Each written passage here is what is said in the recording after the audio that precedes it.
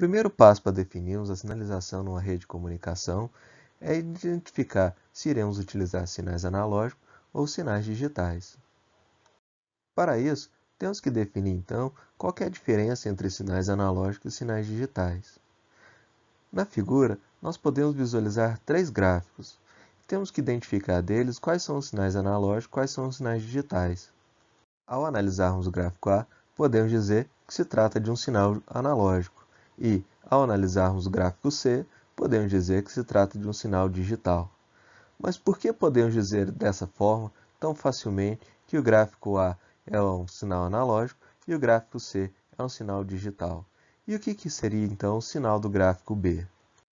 Ao analisarmos o gráfico A, podemos verificar que a curva pode ser representada por todos os valores contidos no eixo vertical.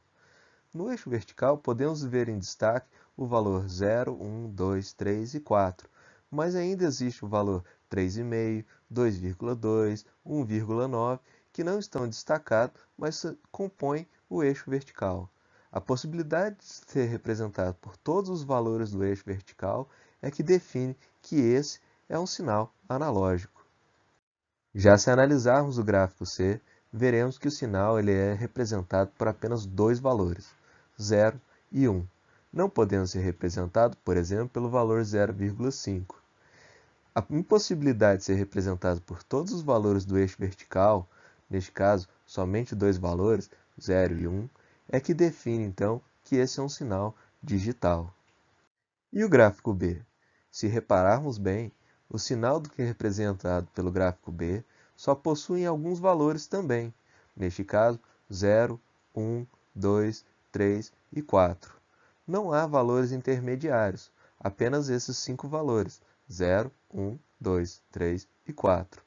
Como não é representado pelos valores intermediários destacados no eixo vertical, esse sinal também é um sinal digital, pois somente alguns valores podem ser usados para representar o sinal que está sendo descrito pelo gráfico. Então aqui temos que o sinal do gráfico A é um sinal analógico, enquanto que os sinais do gráfico B e do gráfico C são sinais digitais. Mas qual é a diferença do sinal do gráfico B e do sinal do gráfico C? No sinal do gráfico C, nós só temos dois valores para se representar o nosso sinal. Isso define um tipo de sinal digital muito comum, principalmente na eletrônica e na computação, que são sinais binários, pois apenas dois valores podem ser utilizados. Já o gráfico B representa um tipo de sinal digital não binário, que pode ter mais de dois valores para representar esse gráfico. Para relacionar a diferença entre sinais analógicos e sinais digitais, eu gosto de utilizar esse equipamento apresentado na tela. Esses são os voltímetros. Eles conseguem medir a tensão. Do lado esquerdo, nós temos um voltímetro analógico. Do lado direito, nós temos um voltímetro digital. Veja que o voltímetro analógico ele tem um cursor que se movimenta sobre uma escala. Esse cursor pode parar em qualquer lugar da escala, apesar da escala só apresentar algumas leituras. Já o multímetro digital, ele não só faz a leitura de zeros e uns, ele faz leitura de diversos valores. Entretanto, esse multímetro digital ele tem uma certa resolução.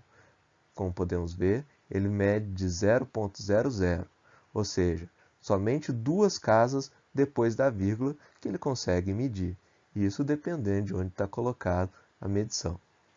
Dessa forma, o multímetro digital consegue variar entre todos os valores que cabem no display, entretanto ele tem uma certa resolução. Essa resolução indica então a impossibilidade de ter diversos valores após a vírgula.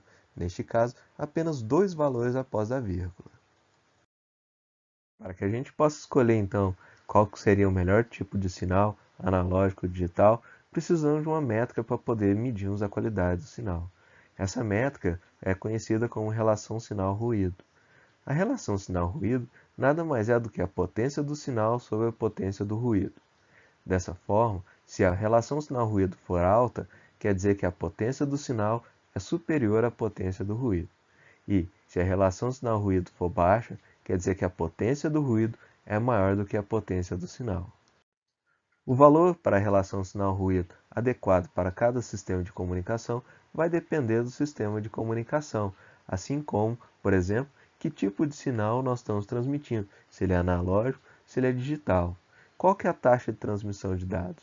Qual que é o meio que estamos usando para transmitir o sinal? Mas, de maneira geral, podemos dizer que, para sinais analógicos, nós necessitamos que o sistema de comunicação tenha uma relação sinal-ruído superior ao que seria necessário para a comunicação de sinais digitais.